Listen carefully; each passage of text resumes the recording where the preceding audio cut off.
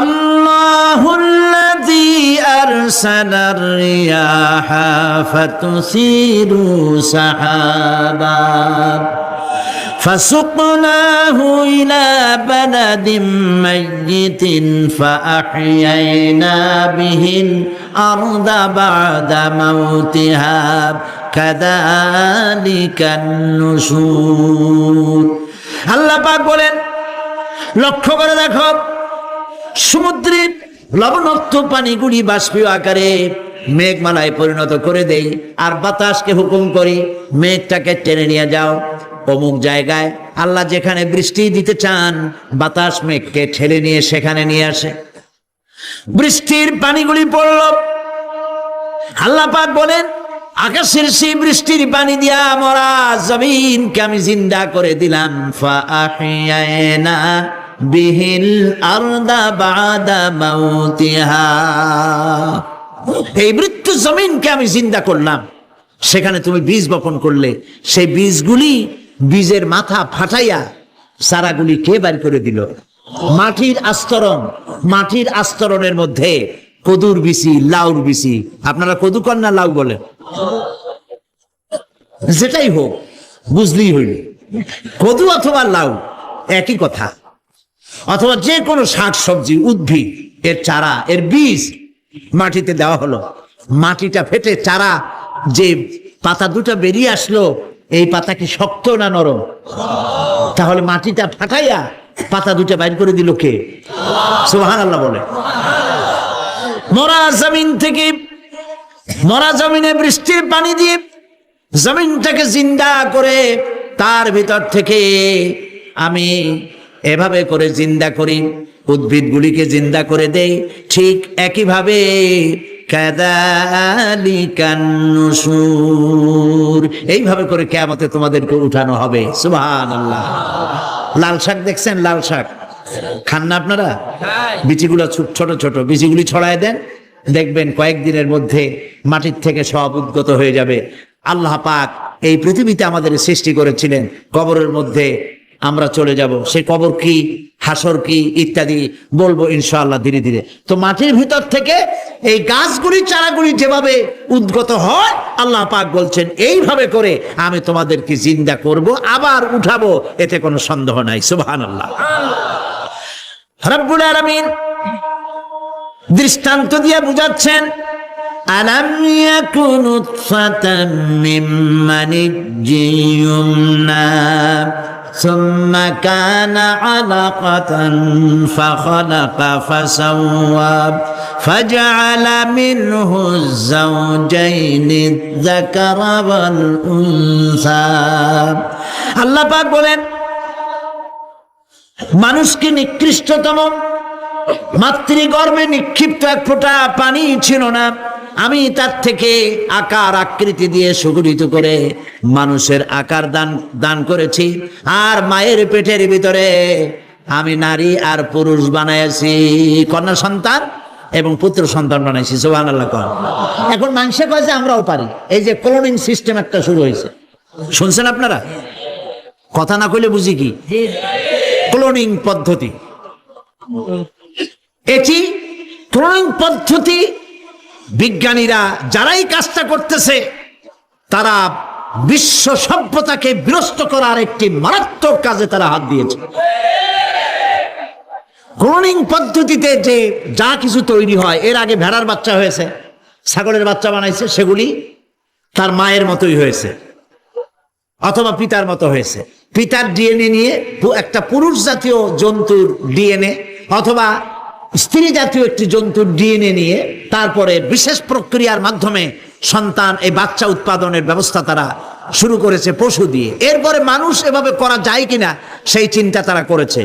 ইতিমধ্যে নাকি দুটো বাচ্চা হয়েছে, এটা সত্য না মিথ্যা এখনো যাচাই করা যায় নাই, কিন্তু পশুর থেকে যেগুলো হয়েছে সবগুলি রোগ নিয়ে আসছে পৃথিবীতে, গেল এক নম্বর কথা। দুই নম্বরে ডিএনএর মাধ্যমে যে মানব শিশু পয়দা হয় তার সবগুলি তার মায়ের অনুকরণে হয়, একেবারে অবিকল মায়ের চেহারা নিয়ে আসতেছে, অবিকল পিতার চেহারা নিয়ে আসতেছে।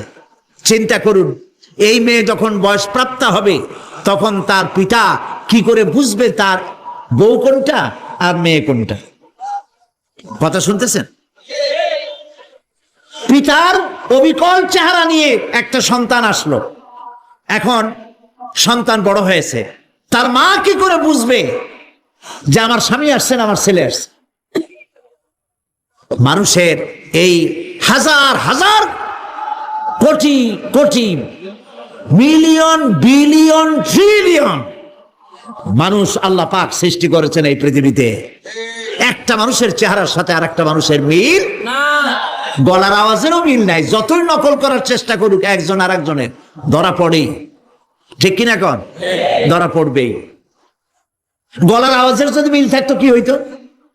এই যে মাহফিলে আসছেন আপনার ওয়াজ শুনতে, বউ আছে বাড়ি, আপনার অবিকল আপনার আওয়াজের মতো একজন, গলার আওয়াজ ঠিক একই রকম, আপনার ঘরের দরজা কাছে যেয়ে বলতো, শুনছো আমি আসছি, দরজা খুলে দাও। তারপর দরজা খুললে কি হইতো চিন্তা করেন? সুবহানাল্লাহ বলবেন না? সুতরাং ক্লোনিং পদ্ধতিতে যারা মানুষ বানাবার চেষ্টা করছে, বিশ্ব সভ্যতাকে ধ্বংস করার জন্য, নৈতিকতার বাঁধকে ভেঙে দিয়ে পৃথিবীকে জেনা ব্যভিচারের একটি বিশাল একটি জাহান্নামে পরিণত করার জন্য তারা এই চেষ্টা চালাচ্ছে। উচিত হবে পৃথিবীর সমস্ত নেতৃবৃন্দ, বিশ্ব নেতৃবৃন্দের ঐক্যবদ্ধ হয়ে এই দুঃসাহসিক কাজকে বাধা দিয়ে বন্ধ করে দেওয়া উচিত। আল্লাহর সৃষ্টির সাথে পাল্লা দিতে গেলে ধ্বংস ছাড়া পথ থাকবে না। লক্ষ্য করেছেন? আপনি সাক্ষী দিলে আজ এক সাক্ষী দেবেন, কালকে বলবেন যে ওই সাক্ষী আমি দেই নাই। আজকে সই করেছেন, কালকে বলবেন ওই সই আমি করি নাই। কিন্তু আল্লাহ রাব্বুল আলামিন আপনার ফিঙ্গারপ্রিন্ট, আপনার আঙ্গুলের ছাপ এমন করে দিয়েছেন, এই আঙ্গুল দিয়ে যদি কাগজের উপর একটা টিপ মারেন, টিপ সই করেন, আপনার বাবা কবর থেকে উঠে এসেও বলতে পারবে না যেটা আপনার না। আদম আলাইহিস সালাম থেকে নিয়ে আজ পর্যন্ত, আজ থেকে নিয়ে কিয়ামত পর্যন্ত যত মানুষ পৃথিবীতে এসেছে আর আসবে, কোন মানুষের আঙ্গুলের রেখার সঙ্গে আর একজন আঙ্গুলের রেখার মিল হবে না। এ হচ্ছে আমার আল্লাহর সৃষ্টি। সুবহানাল্লাহ। সুতরাং তিনি বলছেন, আমি মাতৃগর্ভের ভিতরে সন্তান তৈরি করি, সেই সন্তানকে কোনটা কন্যা সন্তান, কোনটা পুত্র সন্তান আমি বানাই। এই কাজটা যিনি পারেন, এবার দেখেন সামনে কি বলতেছেন আল্লাহ, এই কাজটি যিনি করতেছেন, আলাইসা যালিকা বিকাদিরিন আলা আইয়ুহিয়াল মাউতা, এত বড় কাজ যিনি সম্পাদন করেছেন, এক ফোঁটা নাপাক পানি, এক ফোঁটা নিকৃষ্ট গান্দা পানি যা শরীর থেকে নির্গত হলে পরে গোসল ফরজ হয়ে যায়, এমন এক ফোঁটা পানি দিয়ে তোমার জন্মের উৎপত্তি করেছি, আকার দিলাম, হাত দিলাম, পাও দিলাম, চোখ দিলাম, সুন্দর করে বানালাম, তারপরে পৃথিবীতে পাঠালাম।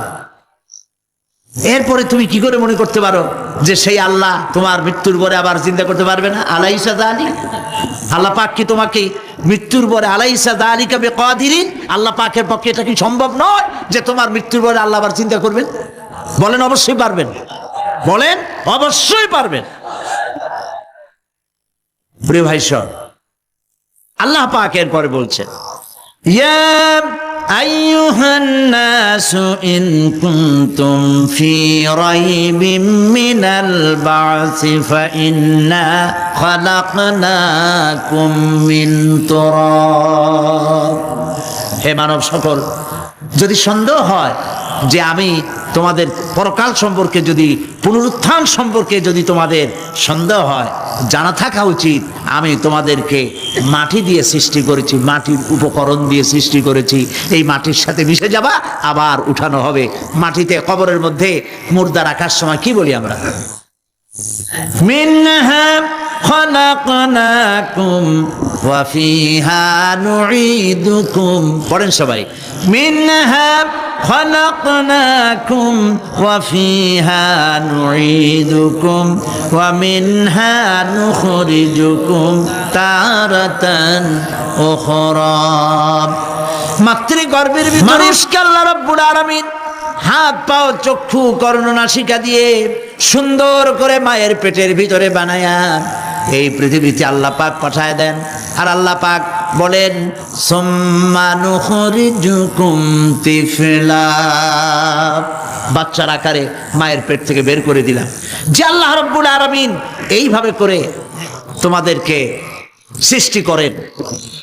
যালিকা বিআন্নাল্লাহা হুয়াল হক, জেনে রাখো এসব কিছু এই জন্যই ঘটে যেহেতু আল্লাহ রাব্বুল আলামিন আল্লাহ তাআলা মহাসত্য, তিনি যা বলেন তাও সত্য, তার কথার মধ্যে কোনো রকমের বৈপরীত্য নাই। ব্যারোমিটার যন্ত্র আছে, যে যন্ত্রের মাধ্যমে আবহাওয়া মাপা হয়, বৃষ্টি হবে কি হবে না, ঝড় হবে কি হবে না, জলোচ্ছ্বাস হবে কি হবে না, এগুলি ব্যারোমিটার যন্ত্র দিয়া, আবহাওয়া মাপা যন্ত্র দিয়ে তারা মাপে। কিন্তু আপনারা কি কখনো শুনেছেন যে রেডিও টেলিভিশনে বলা হয়েছে সন্দ্বীপ, কুতুবদিয়া, হাতিয়া, সেন্ট মার্টিন এবং বাঁশখালী, আর কি কোন দু একটার নাম, কক্সবাজার, পতেঙ্গা ইত্যাদির উপর দিয়ে 280 মাইল স্পিডে ঝোড়ো হাওয়া প্রবাহিত হবে, আগামীকাল 30 ফিট উঁচু হয়ে জলোচ্ছ্বাস হবে, এরকম কথা বলে কেউ? কি বলে? হইতে পারে, বজ্র সহ বৃষ্টিপাত হতে পারে। এবার কোরআন শরীফ দেখুন তো, কোরআন শরীফে কোথাও আছে পরকাল হইলেও হইতে পারে, কবর আযাব এটাও হয়তো হইতে পারে, জান্নাত আর জাহান্নাম থাকতেও পারে, এরকম কথা আছে? সব কথা ডাইরেক্ট, কোন কথার ভিতরে কোন রকমের বৈপরীত্য নাই। আল্লাহ রাব্বুল আলামিন বলেছেন ইযাস সামাউ ফাতারাত, আকাশসমূহ যখন বিদীর্ণ হয়ে যাবে, ওয়া ইযাল কাওয়াকিবু তাসারাত, আর যখন তারকাসমূহ বিক্ষিপ্ত হয়ে পড়বে, ওয়া ইযাল কুবুর বুসিরাত, আর যখন কবরের ভিতরে যা কিছু আছে সব উদ্গীরণ করে দেওয়া হবে। সমস্ত কথাগুলি ডাইরেক্ট। যালিকা বিআন্নাল্লাহা হুয়াল হক, যেহেতু আল্লাহ মহাসত্য। ওয়া মান আসদাকু মিনাল্লাহি কিলা, আর আল্লাহর চাইতে সত্যবাদী আর কে আছে? বলেন আছে কেউ? সে আল্লাহ রাব্বুল আলামিন বলেন এত কিছু কাজ এত সুন্দর ব্যবস্থাপনা করে যিনি করেন, ওয়া আন্নাহু ইউহিল মাউতা ওয়া আন্নাহু আলা কুল্লি শাইইন কাদির। সে আল্লাহ রাব্বুল আলামিন তোমাদেরকে তোমাদের মৃত্যুর পরে আবার জিন্দা করবেন, এতে সন্দেহ করার কোনো কারণ নাই। وأن الساعة آتية لا ريب فيها وأن الله يبعث من في القبور। আল্লাহ পাক বলছেন অবশ্যই কিয়ামত আসবে, তাকে কেউ বিন্দুমাত্র এতে কোনো সন্দেহ নাই।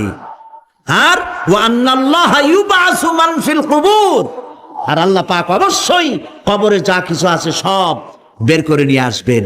কান্নাহুম জারাদুন মুনতাশির, যেমন আপনারা দেখছেন কিনা এই যে যখন বন্যা বলে, পানি টানি যখন ওঠে, বন্যা নাকি বলে, তুফান, বন্যা ইত্যাদি যখন হওয়ার সম্ভাবনা হয়, তখন মাটি থেকে, গ্রাম্য পরিবেশে দেখা যায় মাটি থেকে পোকামাকড় গুলি এভাবে উঠতে থাকে। দেখছেন না? আপনারা দেখছেন কিনা?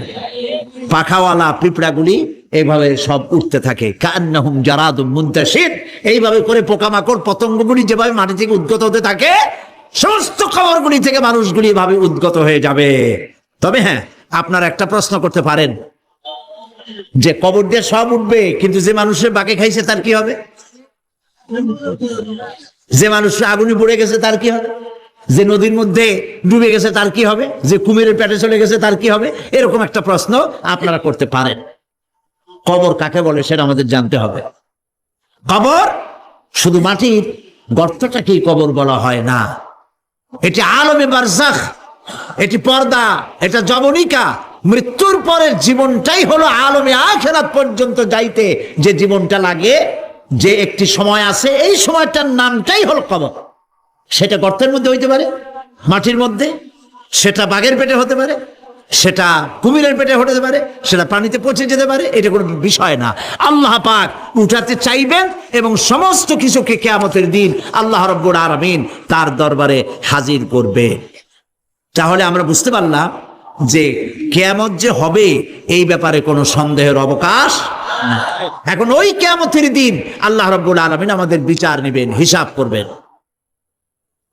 দুনিয়ায় যে পরীক্ষা দিয়েছিলাম, এই পরীক্ষায় যদি কেউ একবার ফেল করে, আর একবার পরীক্ষা দিয়ে পাশ করার সুযোগ আছে, আরো একবার যদি ফেল করে আবার পরীক্ষা দিয়ে পাশ করার সুযোগ আছে। 10 বার পরীক্ষা দিবেন, 10 বার ফেল করবেন, 100 বার পরীক্ষা দিবেন, 100 বার ফেল করবেন, তারপরেও আবার পরীক্ষা দেওয়ার সুযোগ আছে। কিন্তু কিয়ামতের ময়দানে যদি কোনো মানুষ তার জীবনের পরীক্ষায় যদি ফেল করে, দ্বিতীয়বার পরীক্ষা দিয়া পাশ করার আর কোনো সুযোগ নাই। এই পৃথিবীতে জজ কোর্টে কেউ হেরে গেল,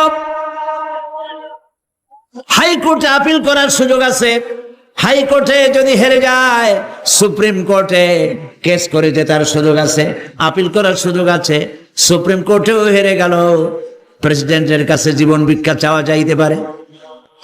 কিন্তু কিয়ামতে আখিরাতে আদালতে ওই জায়গায় মানুষ যদি একবার তার জীবনের মামলায় হেরে যায়, দ্বিতীয়বার আপিল করার আর কোনো জায়গা নাই।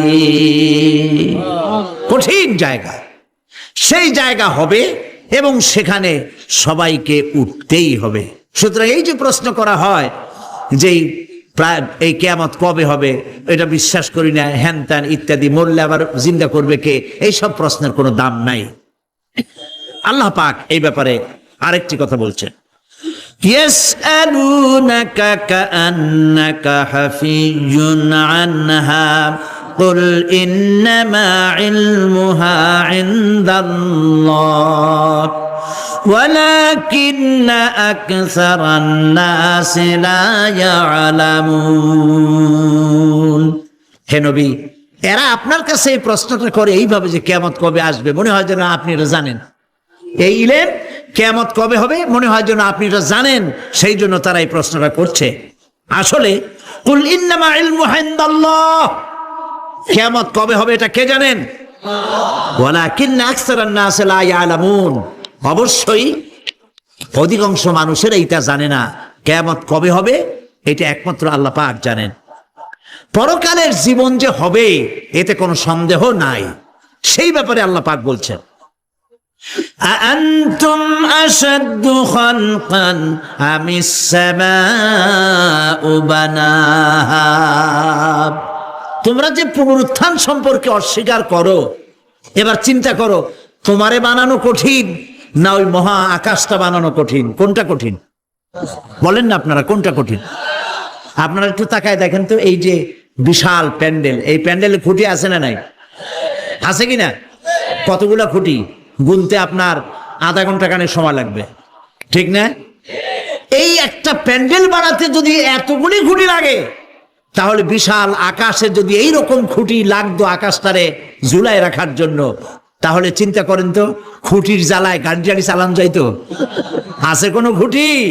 জোরে বলেন, আছে? নাই। ওই আকাশটাকে আল্লাহ পাক বলছেন, আনতুম আশাদ্দু খালকান আমিস সামাউ বানাহা। তোমারে বানানো কঠিন নয় বিশাল আকাশ বানানো কঠিন? কোনটা কঠিন ছিল? তো ওই আকাশটা বানানোই তো আল্লাহ পাকের কাছে সহজ হয়ে গেছে। তাহলে তোমারে একবার বানাইয়া যে একবার বানাতে পেরেছেন তিনি আবার চিন্তা করতে পারবেন না, এই চিন্তা কেন করো? আল্লাহ রাব্বুল আলামিন কোরআনে কারীমের ভিতরে পরিষ্কার করে বলেছেন, ওরা বলে, কাফের বেঈমানেরা বলে, ক্বালা মান ইউহয়িল ইযামা ওয়া হিয়া রামীম। আমাদের হাড় গোড় যখন পচে যাবে, গলে যাবে, কে আমাদের জিন্দা করবে? জবাবে আল্লাহ পাক বলেন, হে নবী আপনি বলুন, কুল ইউহয়িয়াল্লাযী আনশাহা আউওয়ালা মাররা। আপনি বলে দিন যে আল্লাহ রাব্বুল আলামিন একবার তোমাকে সৃষ্টি করেছেন, প্রথমবার যিনি সৃষ্টি করেছেন, দ্বিতীয়বার মৃত্যুর পরে আবার তিনি জিন্দা করবেন। কেন বিশ্বাস করো না? সুতরাং এই যে আল্লাহ পাক মানুষকে জীবন দিয়েছেন, এই জীবনের পরে মৃত্যু, মৃত্যুর পরে আবার আমাদের সকলকে উঠতে হবে এবং আল্লাহ পাকের দরবারে আমাদেরকে উপস্থিত হতে হবে।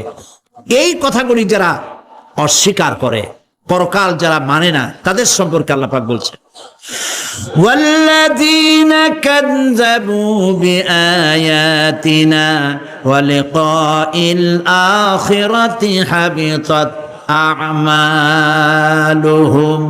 আল্লাহ পাক বলেন যারা পরকালকে অস্বীকার করেছে, আখিরাত যারা মানে না, তাদের জিন্দেগীর সকল আমলগুলিকে আল্লাহ পাক বরবাদ করে দিবেন।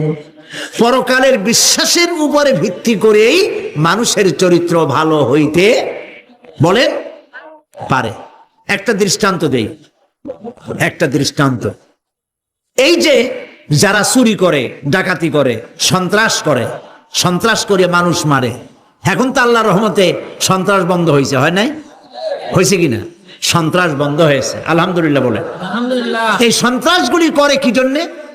এদের ধারণা নাই যে আল্লাহ পাক আমাদেরকে উঠাইতে পারবে, আমাদের মৃত্যু হবে। পরকালের চিন্তা নাই বলেই তারা এই কাজটা করে।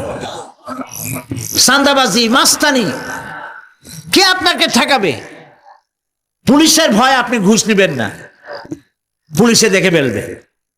অথবা কোন পুলিশ মনে করলো যে আমার ঊর্ধ্বতন অফিসার তো দেখে না, আমি ঘুষ নেই। এরা যাতে অন্যায় না করে, অফিসাররা, গভর্নমেন্টের লোকেরা অন্যায় না করে, জনগণ অন্যায় না করে, সেই জন্য এন্টি করাপশন ডিপার্টমেন্ট রাখা হয়েছে, দুর্নীতি দমন বিভাগ। দুর্নীতি যাতে না করে সেই জন্য দুর্নীতি দমন বিভাগ। দুর্নীতি দমন বিভাগ যেন দুর্নীতি না করে সেজন্য এন্টি করাপশন।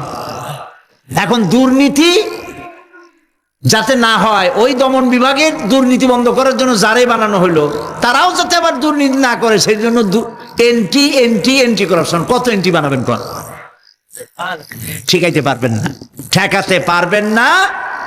পুলিশ দিয়া, বিডিআর দিয়া, আর্মি দিয়া পিটাইয়া, ঠেঙ্গাইয়া, মাইরের সাথে লুলা বানাইয়াও মানুষের চরিত্র ভালো বানাইতে পারবেন না। মানুষের চরিত্র কেমনে ভালো বানানো হবে? 5 কোটি টাকা বলে যে হুজুর অমুক অফিসার খুব ভালো, টাকা পয়সা খায় না। আরে ভাই, কত খায় না তাই কর, কদ্দুর হইলে খায়, এরকম লোক আছে। তবে হ্যাঁ, আল্লাহর মেহেরবানি ভালো অফিসারও আছে, আলহামদুলিল্লাহ বলে। আমাদের দেশে ভালো অফিসার, জোরে কন আলহামদুলিল্লাহ বলে। সেই জন্য রাতের আধারে কোটি কোটি টাকার অফার আসছে, কেউ দেখে না। এইখান থেকে, এই টাকার খাওয়া থেকে, অথবা জেনা করা থেকে, অথবা মদ পান করা থেকে গোল্ডেন অপরচুনিটি, সুযোগ আসছে।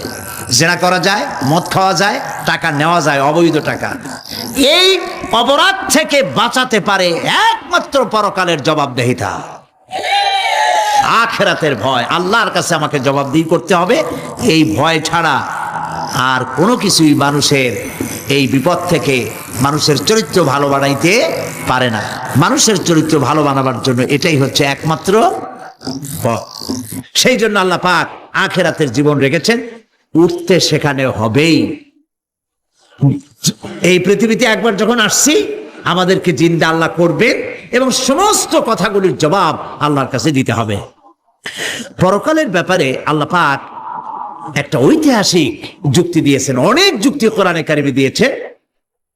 আরেকটি যুক্তি আপনারা শোনেন, একেবারে ঐতিহাসিক যুক্তি। আল্লাহ পাক বলছেন, মহান আল্লাহ তাআলা আখিরাতের বাস্তবতা সম্পর্কে একদিকে যেমন তার সৃষ্টির কলা কৌশল সম্পর্কে বলেছেন, আর একদিকে মানুষকে চিন্তা ভাবনা করতে বলেছেন। চিন্তা ভাবনা করে দেখো, কালের সাক্ষী, কালের পুঞ্জীভূত সাক্ষী গ্রহণ করো, দেখো যে পরকাল হবে কিনা, এই আল্লাহ পাক কিয়ামতে তোমাদেরকে উঠাতে সক্ষম কিনা। আল্লাহ রাব্বুল আলামিন বলেন, ওয়াত্তুর ওয়া কিতাবিম মাসতুর ফি রাক্কিম মানশুর والبيت المعمور والسقف المرفوع والبحر المسجور إن عذاب ربك لواقع ما له من دافع। সূরা তুর।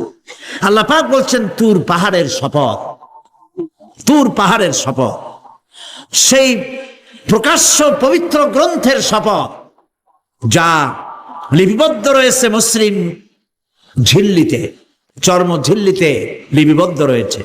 আরো শপথ বাইতুল মামুরের, আরো শপথ সুউচ্চ আকাশের, আরো শপথ উচ্ছ্বাসিত তরঙ্গায়িত সমুদ্রের। নিশ্চয়ই সেই আযাব আসবে, আযাব মানে কিয়ামত, সেই পরকাল অবশ্যই আসবে। মা লাহু মিন দাফি, এই শাস্তি থেকে, এই কিয়ামত আসা থেকে, এই কিয়ামত সংগঠিত হওয়া থেকে রোধ করার মতো ক্ষমতা কারো নাই।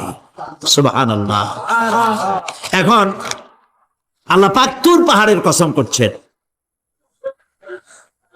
তুর পর্বত হচ্ছে সেই পর্বতের কথাই ধরা যাক, যেখানে একটি ঐতিহাসিক পর্বত, হযরতে মূসা আলাইহিস সালামকে আল্লাহ রাব্বুল আলামিন যেখানে নবুয়তের শিরস্থান পড়িয়ে দিয়েছিলেন, তুর পাহাড়ের ভিতরে। অতুর সিনিন, তুর পাহাড়ের কসম আল্লাহ পাক বলছেন। এবং খোদায়ের আল্লাহ রাব্বুল আলামিনের সঙ্গে বিরোধিতা করার কারণে ফেরাউনকে এই তুর পাহাড়ের কাছেই লোহিত সাগরের মধ্যে, দরিয়ায় নীলের মধ্যে আল্লাহ পাক ডুবিয়ে মেরেছিলেন। এবং নির্যাতিত বনী ইসরাইলকে শাস্তি দেওয়ার চূড়ান্ত সিদ্ধান্ত এই তুর পাহাড়েই আল্লাহ পাক দিয়েছিলেন। আল্লাহ বলছেন, আমি সেই তুর পাহাড়ের কসম করি, ওয়া কিতাবিম মাসতুর, এবং পবিত্র গ্রন্থের শপথ, যে গ্রন্থগুলি নাজিল হয়েছে নবীদের উপরে, ইনজিল, তাওরাত, জাবুর, কোরআন, এই কিতাবগুলির কসম করি। সুবহানাল্লাহ। কোরআনের কসম করি, আল্লাহ পাক বলছেন এই কিতাবগুলির কসম করছি, তুর পাহাড়ের কসম করছি, কিতাবগুলির কসম করছি। ওয়াল বাইতুল মামুর, আর বাইতুল মামুরের কসম করছি। সেটা কি? আকাশের প্রত্যেকটি আকাশে একটি করে বাইতুল মামুর আছে। ওই আকাশের ফেরেশতারা এই বাইতুল মামুরকে কেন্দ্র করে আল্লাহ রাব্বুল আলামিনকে সেজদা দেয়। আল্লাহ পাক হযরত আদম আলাইহিস সালামকে বলেছিলেন, একটি ঘর বানাও, বাইতুল মামুরের নিচে বানাও। তিনি বললেন, আমি তো জানি না বাইতুল মামুর কোথায়। হযরতে জিবরাইলকে পাঠানো হলো, বাইতুল মামুর আকাশের যেখানে আছে ঠিক সেই সোজা বর্তমানে মক্কা শরীফে যে কাবা শরীফ যা আছে, অবিকল আল্লাহ পাকের আকাশে বাইতুল মামুর যেখানে, তার সরাসরি নিচেই কাবা শরীফ স্থাপিত হয়েছে। আল্লাহ রাব্বুল আলামিন বলছেন, আমি এই বাইতুল মামুরের কসম করছি। এরপরে আল্লাহ পাক বলছেন যে ফেরেশতারা যে বাইতুল মামুরকে তাওয়াফ করে এবং আল্লাহ পাকের ইবাদত করে, সেই বাইতুল মামুরের কসম। ওয়াস-সাকফিল মারফু, সুউচ্চ আকাশের কসম।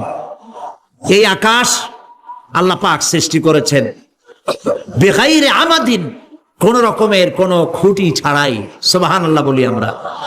এই বিশাল আকাশ সম্পর্কে ওই যে বুদ্ধিজীবী যারা, কোরআনের জ্ঞান যাদের কাছে নাই, তারা বলে যে আকাশ বলতে কিছু নাই, ওইটা একটা নীলা নীলা, বহু দূর, সেই জন্য নীলা নীলা দেখা যায়।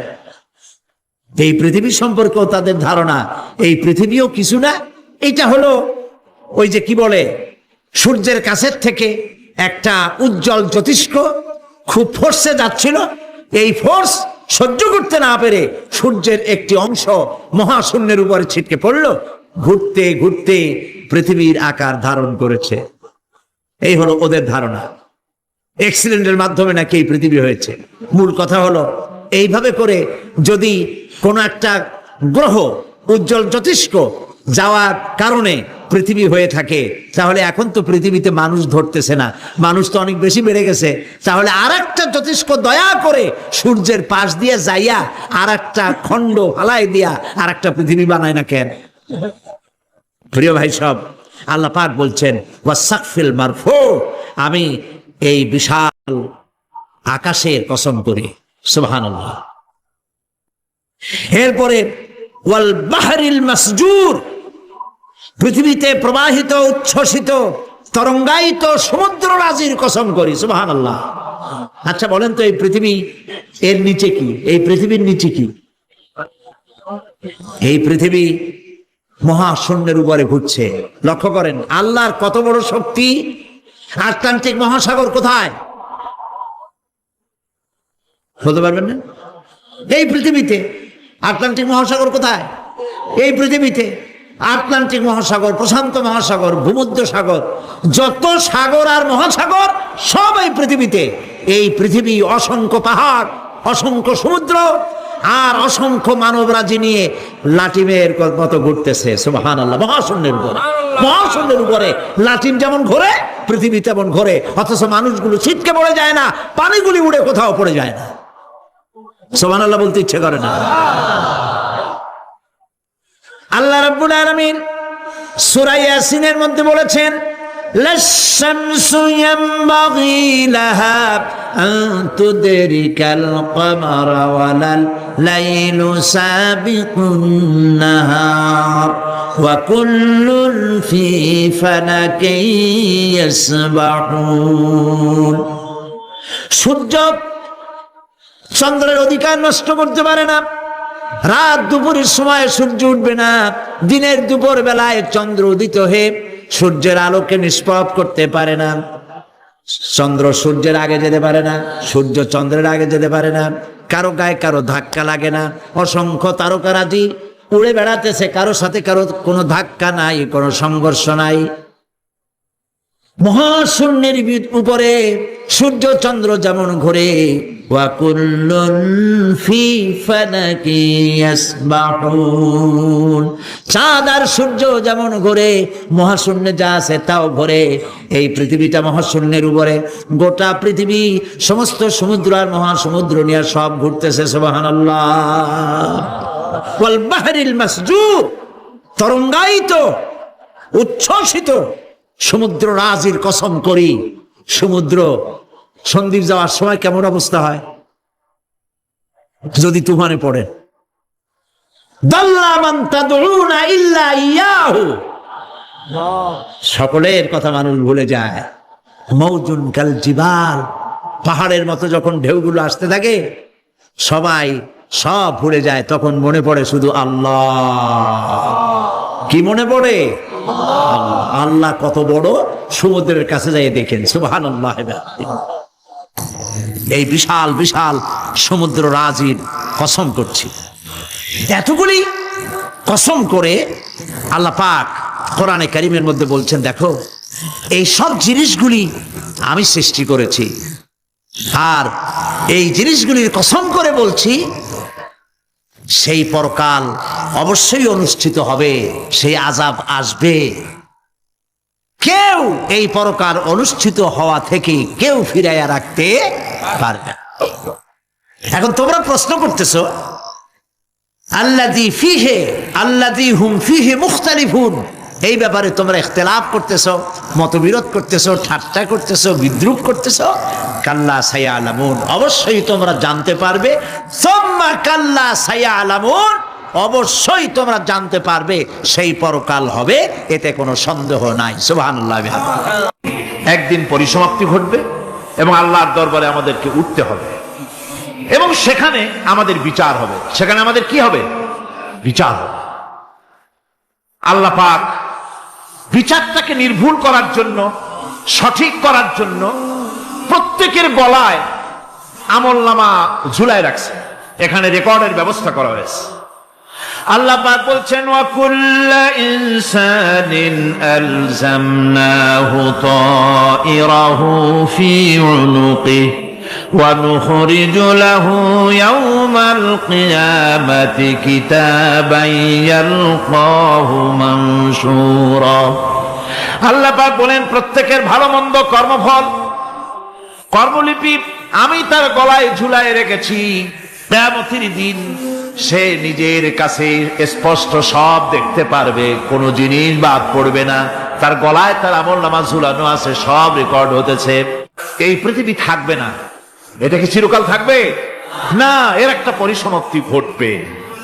যেমন করে সারা বছর লেখাপড়া করার পর কলেজে, বিশ্ববিদ্যালয়, মাদ্রাসায়, হাই স্কুলে, সব জায়গায় সারা বছর লেখাপড়া করার পর যেমন পরীক্ষা দেওয়ার একটা দিন আসে, সারা বছর ব্যবসা করার পর হিসাব নিকাশ করার যেমন একটা সময় আসে, সারা মাস চাকরি করার পর বেতন পাওয়ার যেমন একটা দিন আসে, সারা জীবন চাকরি করার পর পেনশন পাওয়ার যেমন একটা সময় আসে, অনুরূপ ভাবে এই দুনিয়া যেদিন শেষ হয়ে যাবে, আল্লাহ নির্ধারিত সময় শেষ হয়ে যাওয়ার পর একটা সময় আসবে যখন আল্লাহ রব্বুল আলামিন সব শেষ করে দিবেন, লন্ড ভন্ড হয়ে যাবে, কিছুই থাকবে না।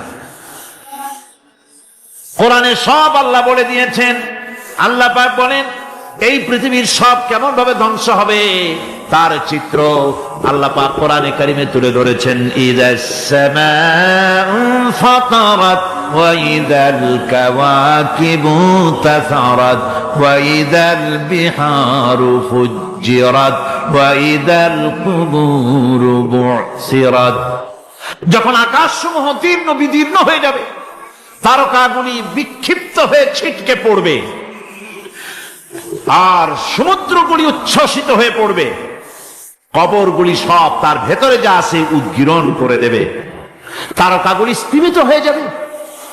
এরপরে সমস্ত আকাশগুলি কাতাইয়িস সিজিল্লিল কুতুব, কিতাবের পৃষ্ঠার মতো একটার পরে একটা ঠাস ঠাস করে পড়তে থাকবে, চূর্ণ বিচূর্ণ হয়ে ভেঙে চুরে একাকার হয়ে যাবে।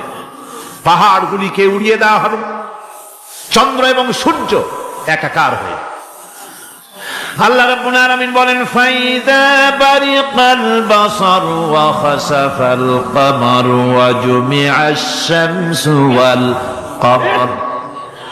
চক্ষু যখন বিস্ফারিত হয়ে যাবে, চাঁদ যখন তার আলো হারিয়ে ফেলবে, সূর্য যখন তার আলো হারিয়ে ফেলবে, চাঁদ আর সূর্য সব একাকার হয়ে যাবে, সেই সময়ের অবস্থাটা কি চিন্তা করো।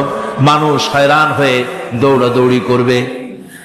ওয়াহুমিলাতিল আরদু ওয়াল জিবালু ফাদুক্কাতা দাক্কাতান ওয়াহিদা। জমিন এবং পাহাড়গুলির মধ্যে আল্লাহ রাব্বুল আলামিন সংঘর্ষ বাঁধিয়ে দিবে, পাহাড়গুলি ভেঙে চুরে টুকরা টুকরা হয়ে যাবে, পাহাড়গুলি উঁচু করে জমিনের উপরে আছাড় মেরে আল্লাহ রাব্বুল আলামিন ভেঙে চুরে চুরমার করে দিবেন। সুবহানাল্লাহ। ওয়া তাকুনুল জিবালু কালইনিল মানফুস, পাহাড়গুলো পেঁজা ধোনা তুলার মতো করে পুড়িয়ে দেওয়া হবে, পাহাড় উড়ে যাবে। এই দুনিয়ায় ফাঁকিবাজি করে বহুত কিছু করা যায়, কিন্তু কিয়ামতের মাঠে এগুলি কিছুই চলবে না। اليوم لا ينفع مال ولا بنون। কিয়ামতের দিন ধন সন্তান সন্ততি আর সম্পদ কোনো কাজে লাগবে না। সেদিন শুধু আমল যদি ভালো হয় কাজে লাগবে, আমল খারাপ হবে সব শেষ হয়ে যাবে। আল্লাহ রাব্বুল আলামিন নবীজিকে ডেকে বলেছেন, নবী আপনি বলেন, কুল মা কুনতু বিদআম মিনার রাসূল, আপনি বলুন আমি কোন নতুন রাসূল নই, আমার আগে অনেক নবী রাসূল পৃথিবীতে এসেছেন, তারা বিদায় হয়ে গেছেন। আমি জানি না কিয়ামতের দিন আল্লাহ রাব্বুল আলামিন আমার সাথে কি ব্যবহার করবেন, আর আমি এও জানি না যে কিয়ামতের দিন আল্লাহ পাক তোমাদের সাথে কি ব্যবহার করবেন। এই আয়াত নাযিল হওয়ার পর আল্লাহর হাবিব তার মেয়েকে ডাকলেন, জামাইকে ডাকলেন, নাতিদেরকে ডাকলেন, আহলে বাইতদেরকে ডাকলেন, আর বললেন, ও আমার মেয়ে কলিজার টুকরা ফাতেমা গো শোনো, কেবলমাত্র আয়াত নাযিল হয়ে গেল, আল্লাহ পাক আমাকে শোনাচ্ছেন কিয়ামতের দিন আমি জানি না আমার সঙ্গে কি ব্যবহার করা হবে, আর এও জানি না যে তোমাদের সাথে কি ব্যবহার করা হবে। ও আমার কলিজার টুকরা মেয়ে ফাতেমা, কিয়ামতের দিন মুহাম্মদ সাল্লাল্লাহু আলাইহি সাল্লামের মেয়ে এই হিসাবে তোমার নাজাতের ফয়সালা হবে না। ও আমার কলিজার টুকরা নাতি হাসান আর হোসেন, কিয়ামতের দিন মুহাম্মদ সাল্লাল্লাহু আলাইহি সাল্লামের নাতি হিসাবে ফয়সালা হবে না। ও আমার জামাই হযরতে আলী, কিয়ামতের দিন আমার জামাই হিসাবে নাজাতের ফয়সালা হবে না। আমল যদি ভালো হয় ফয়সালা ভালো হবে, জান্নাতে চলে যাবে। আমল যদি খারাপ হয় কার নাতি কার জামাই দেখা হবে না। সুবহানাল্লাহ। কঠিন কিয়ামতের মাঠ।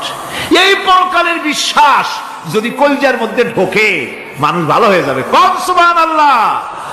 ওই যে মক্কার জীবনে ওই সমস্ত মানুষগুলি যারা চুরি করত, ডাকাতি করত, জিনা করত, বদমাশি করত, যারা শয়তানি করত, যারা মানুষকে খুন করত, এই মানুষগুলি এত ভালো হয়ে গেল যারা চুরি ছেড়ে দিল, ডাকাতি ছেড়ে দিল, জেনা ব্যভিচার ছেড়ে দিল, এত ভালো হয়ে গেল, পৃথিবীর মধ্যে সেরা মানুষ তারা হয়ে গেলেন। জোরে বলেন সুবহানাল্লাহ।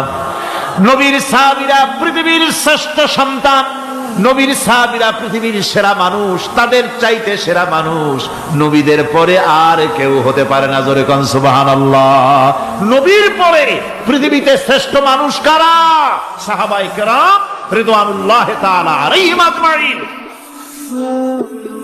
ওনারা তো কুফরের মধ্যে ছিলেন, শিরকের মধ্যে ছিলেন, চুরি ডাকাতি জেনা ব্যভিচার এমন কোন পাপ নাই যা করা হয়নি। তারপরে যখন আল্লাহর নবীর কাছ থেকে তাওহীদ, রিসালাত ও আখিরাতের দাওয়াত পেলেন, কি সোনার মানুষ এক একজন হয়ে গেলেন। সুবহানাল্লাহ। যারা ছিলেন নারীর সতীত্বের জম, তারা হয়ে গেলেন নারীর সতীত্বের পাহারাদার। যারা মানুষের মাল চুরি করত, ডাকাতি করত, তারা রাতভর মানুষের মালের পাহারা দিল, মানুষের রক্তের পাহারা দিল। সুবহানাল্লাহ বিহামদি। রক্ত ও সম্পদের পাহারা দিল। রাসূল বললেন, খাইরুল কুরুনে কারনি, সর্বশ্রেষ্ঠ যুগ তো আমার যুগ। বন্ধুগণ, এরপরে একটা জীবন আসবে ওই কিয়ামতের ময়দানে। এই পরকালের বিশ্বাসটা গুরুত্বপূর্ণ ব্যাপার। আমাদের সব কিছুর হিসাব দেওয়া লাগবে। আল্লাহ পাক বলেন, ইন্নাস সামআ ওয়াল বাসারা ওয়াল ফুআদা কুল্লু উলাইকা আনহু মাসউলা। নিঃসন্দেহে মানুষের শ্রবণ শক্তি, দর্শন শক্তি এবং তার অন্তঃকরণের কল্পনা সম্পর্কে আল্লাহ রাব্বুল আলামিনের কাছে জিজ্ঞাসিত হতে হবে। কান দিয়া কি করেছিলা, চোখ দিয়া কি করেছিলা, মুখ দিয়া কি করেছিলে, হাত দিয়ে কি করেছিলে, সবকিছুর জবাব আল্লাহ রাব্বুল আলামিনের কাছে দিতে হবে। সবটার জবাব দিতে হবে, কোনো কিছু বাদ যাবে না। এমনকি মনের ভিতরে যে কল্পনা আমরা করি, এই কল্পনার হিসাবও আল্লাহর দরবারে দিতে হবে। কোরআনে কারীম বলছেন, وَإِن تُبْدُوا مَا فِي أَنفُسِكُمْ أَوْ تُخْفُوهُ يُحَاسِبْكُم بِهِ اللَّهُ।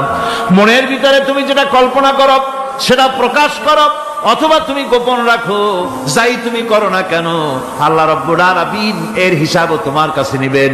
ফায়াগফিরু লিমান ইয়াশাউ ওয়া ইউআযযিবু মান ইয়াশাউ ওয়াল্লাহু আলা কুল্লি শাইইন কাদির। মহান আল্লাহ পাক বলেন, করার পর তোমার মনের ভিতরে কি কল্পনা করেছিলে ওইটার হিসাব আমি নেব। হিসাব নেওয়ার পর যারে খুশি ক্ষমা করে দেব, যাকে খুশি শাস্তি প্রদান করব। সবকিছুর উপরে আল্লাহ রাব্বুল আলামিন শক্তিমান, সব তিনি করতে পারেন, সমস্ত কুদরত রয়েছে তার। সুতরাং মানুষদেরকে, আল্লাহর বান্দাদেরকে বিশ্বাস করতে হবে যে আমার কোনো কথা বাদ যাবে না, কথাগুলি রেকর্ড হচ্ছে, কথা রেকর্ড হচ্ছে।